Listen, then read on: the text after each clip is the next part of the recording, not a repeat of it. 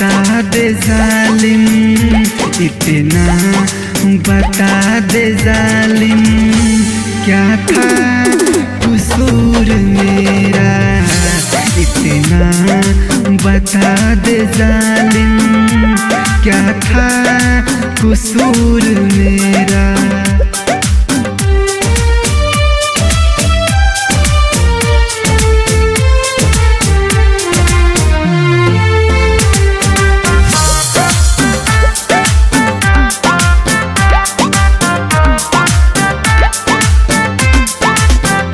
जब चाहे दिल लगाना, जब चाहे तोड़ देना, बेवफा तेरी है आदत, अपना कर छोड़ देना।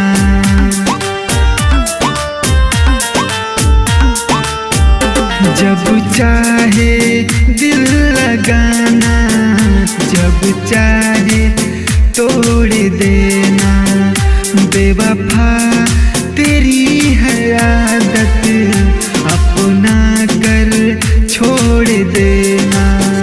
धोखे से है भरा ये, धोखे से है भरा ये, आँखों का नूर तेरा।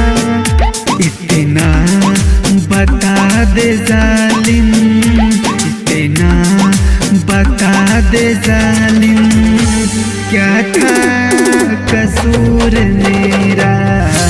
इतना बता दे जालिम, क्या था कसूर मेरा।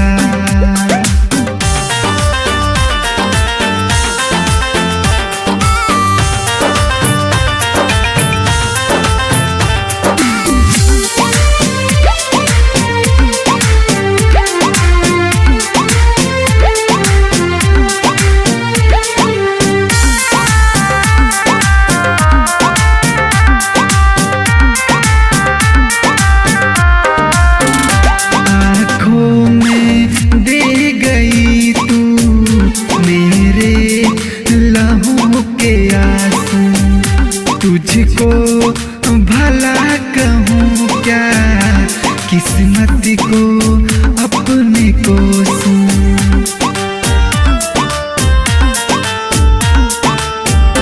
आँखों में दे गई तू मेरे लहू के आंसू, तुझको भला कहूँ क्या, किस्मत को अपने को सुन।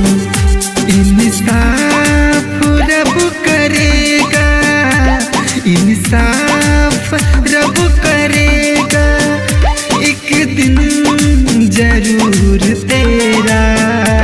इतना बता दे जालिम, इतना बता दे जालिम, क्या था कसूर मेरा।